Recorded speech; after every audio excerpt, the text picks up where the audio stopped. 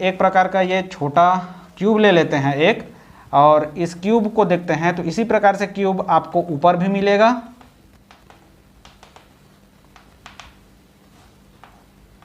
इस प्रकार से। उसी प्रकार से क्यूब आपको यहाँ पर भी देखने को मिल जाएगा। ठीक, आइए देखते हैं नेक्स्ट टॉपिक सॉलिड स्टेट में। पहले भी हम और कुछ अगले टॉपिक के बारे में डिस्कस कर चुके हैं। अब इस वीडियो में हम देखेंगे क्रिस्टल लैटिस और यूनिट सेल, जिसको हम क्रिस्टल जालक और इकाई कोशिका के नाम से जानते हैं, किसे कहा जाता है। हेलो दोस्तों, आपका मेरे यूट्यूब चैनल योगेश केमिस्ट्री में स्वागत है। मेरा नाम है योगेश साहू।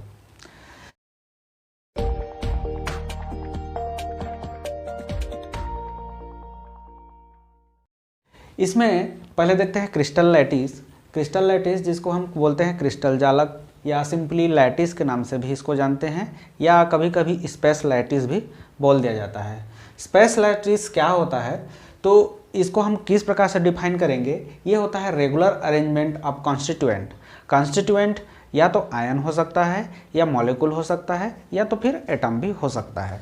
तो ये regular arrangement of constituent particle of crystal in 3D space, किसी अंतरिक्ष में, या त्रिविम विन्यास बोलते हैं। त्रिविम विन्यास में क्रिस्टल में एक रेगुलर अरेंजमेंट पाया जाता है। किसका? Constituent particle. कॉन्स्टिट्यूएंट पार्टिकल किसको बोलते हैं? या तो आयन हो सकता है, अणु हो सकता है, मॉलिक्यूल, या तो फिर एटम या परमाणु हो सकता है। उसी के रेगुलर अरेंजमेंट को हम क्रिस्टल लैटिस के नाम से जानते हैं। अब इसमें ये एक बहुत बड़ा कन्फ्यूजन वर्ड होता है, क्या होता है क्रिस्टल लैटिस। इसको समझने के लिए एक पिक्चर ड्रॉ कर लेते हैं। उस पिक्चर ड्रॉ करके देखते हैं कि क्रिस्टल लैटिस क्या होता है। अब इसमें देखेंगे ईच पॉइंट इन लैटिस, जिस लैटिस, अगर हम लैटिस के बारे में बात कर रहे हैं तो उसमें जो ईच पॉइंट होता है, कॉन्स्टिट्यूएंट जहाँ पर फिक्स होता है, जाकर अपना पोजीशन बनाता है, उस प्रत्येक पॉइंट, ईच पॉइंट को हम क्या बोलते हैं? लैटिस पॉइंट के नाम से जानते हैं। जैसे कि मान लेते हैं यहाँ पर एक कॉन्स्टिट्यूएंट, दूसरा कॉन्स्टिट्यूएंट और तीसरा कॉन्स्टिट्यूएंट। इस प्रकार से अगर एक रेगुलर अरेंजमेंट, ये कॉन्स्टिट्यूएंट है, अगर एक रेगुलर अरेंजमेंट बनाता है तो हम इसको क्रिस्टल लैटिस के नाम से जानेंगे। मान लेते हैं कुछ रेगुलर अरेंजमेंट कुछ इस टाइप से बनाता है। ठीक, तो ये रेगुलर अरेंजमेंट अभी क्या कहलाएगा? क्रिस्टल लैटिस कहलाएगा। अगर समझ नहीं आ रहा है तो दूसरा देखते हैं, दूसरा पिक्चर ड्रॉ कर लेते हैं। मान लेते हैं इस बार के रेगुलर अरेंजमेंट कुछ इस टाइप से आ रहा है। इसका आपको समझ में आ रहा होगा।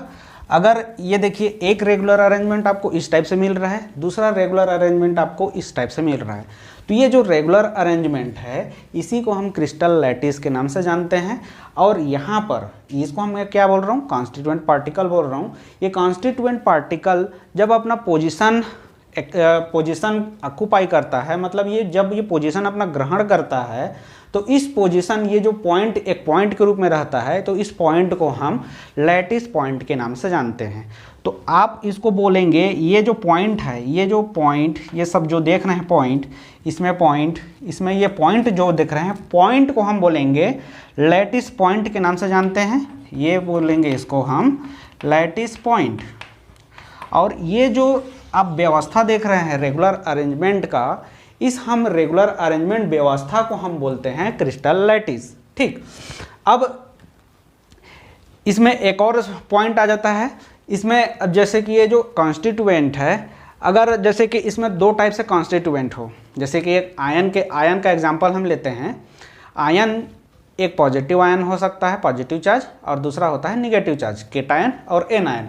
जैसे कि मान लेते हैं एक केटायन और एक एनायन। ठीक, मान लेते हैं ये एनायन है और ये केटायन हो, तो ये दोनों को मिला लेते हैं, और इसी का रिपीटिंग यूनिट यहाँ पर अपने को मिल रहा है। किसका? केटायन और एनायन का रिपीटिंग यूनिट मिल रहा है। तो इसको हम बोलेंगे एक बेसिस। क्या बोलते हैं इसको? बेसिस, या इसी को मोटिफ भी बोल देते हैं, मोटिफ। ठीक, जिसका रेगुलर अरेंजमेंट यहाँ पर मिलेगा, जिस कॉन्स्टिट्यूएंट का रेगुलर अरेंजमेंट मिलता है उसको हम बोलते हैं बेसिस, और या तो उसको बोला जाता है मोटिव। ठीक, आई होप ये पॉइंट आपको क्लियर हो रहा होगा। अब इसमें एक और पॉइंट देखते हैं, इसका जो प्रॉपर्टीज अगर चलते हैं तो एक प्रॉपर्टीज देख लिए, लैटिस पॉइंट किसको बोलते हैं, जहां पर कॉन्स्टिट्यूएंट अपना पोजीशन फिक्स कर लेता है। दूसरा, point are joined by line, अगर इस पॉइंट को हम लाइन से ज्वाइन कर लेते हैं तो इस क्रिस्टल लैटिस का अपने को ज्योमेट्री फाइंड आउट हो जाता है। क्या मिलता है अपने को, इसकी ज्यामितीय व्यवस्था प्राप्त होती है। जैसे कि मैं मान लेता हूं इस पॉइंट को मैं इस प्रकार से अब जोड़ता हूं, तो अपने को क्या मिल रहा है यहां पर, एक इसकी इस क्रिस्टल लैटिस की ज्यामिति अपने को प्राप्त होगी। जैसे कि इसको अब यहां पर जोड़े तो यहां पर कुछ इस प्रकार से क्रिस्टल लैटिस अपने को फाइंड आउट हो जाएगा। ठीक, अब इस प्रकार से जैसे कि ये पॉइंट लैटिस पॉइंट के आधार पर, या बोल सकते हैं जो रेगुलर अरेंजमेंट है क्रिस्टल लैटिस, इसकी अरेंजमेंट के आधार पर 14 प्रकार के लैटिस पॉसिबल हो सकते हैं। कितने प्रकार के, 14 प्रकार के, 14 टाइप्स के यहाँ पर लैटिस अपने को पॉसिबल हो सकते हैं, फाइंड आउट हो जाता है। सबसे पहले इसका अध्ययन ब्रेवेस के द्वारा किया गया था, इसलिए इसको ब्रेवेस लैटिस के नाम से भी बोला जाता है। ठीक, अब दूसरा देखते हैं इसमें यूनिट सेल। यूनिट सेल जिसको हम हिंदी में एकक कोष्ठिका या इकाई सेल या बहुत सारे ऐसे नामों से जाना जाता है। तो यूनिट सेल क्या होता है, अभी हम यहाँ पर देखें जो क्रिस्टल लैटिस के बारे में। क्रिस्टल लैटिस हम किसको बोले, एक रेगुलर अरेंजमेंट है, उसी को हम क्रिस्टल लैटिस के नाम से जाने। अब देखते हैं यूनिट सेल किसको बोलते हैं। अब मान लेते हैं एक प्रकार से, ये यहाँ पर मैं बना लेता हूँ, इसको पिक्चर पहले बना लेते हैं, फिर देखते हैं समझते हैं क्या है।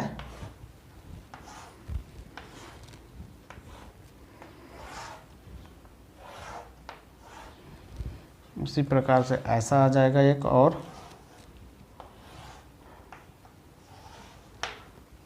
ठीक,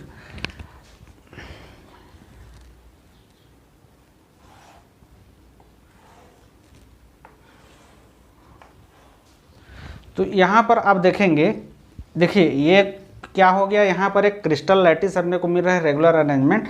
अब इसमें से मैं ये वाला पॉइंट उठा कर देखता हूँ, यहाँ से यहाँ तक, यहाँ वाला पॉइंट। ठीक, अगर ये वाला पॉइंट हम उठाकर देखते हैं तो अपने को क्या दिखाई देगा, यहाँ पर एक रिपीटिंग यूनिट इसी टाइप से मिलेगा। ठीक, एक रिपीटिंग यूनिट इसी टाइप से पूरा इस व्यवस्था पर अपने को प्राप्त होगा, उसी को हम यूनिट सेल के नाम से जानते हैं। डिफाइन किस प्रकार से करेंगे, smallest 3D portion of complete space lattice. जो कंप्लीट स्पेस लैटिस है उसी का यहाँ पर स्मॉलेस्ट पोर्शन जो होगा 3D पोर्शन, उसको हम यूनिट सेल के नाम से जानते हैं। और इसको हम बोल सकते हैं एक प्रकार का ये रिपीटिंग यूनिट होता है, जो कि डिफरेंट डायरेक्शन में हो सकता है, XYZ या कोई भी डायरेक्शन। हम 3D पर बात कर रहे हैं तो रिपीटिंग यूनिट होता है ये। और या बोल सकते हो आप इसको कि ये फंडामेंटल बिल्डिंग ब्लॉक होगा। जैसे कि कोई एक बिल्डिंग बनता है तो उसका एक आधार होता है, उसी प्रकार से हम इसको बोल सकते हैं फंडामेंटल बिल्डिंग ब्लॉक। इसको और ऐसे समझ सकते हैं, जैसे कि ये एक प्रकार का ये छोटा क्यूब ले लेते हैं एक, और इस क्यूब को देखते हैं तो इसी प्रकार से क्यूब आपको ऊपर भी मिलेगा,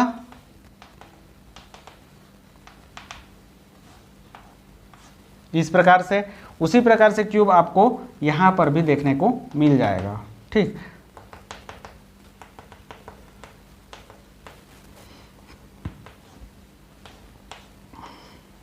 इस प्रकार से।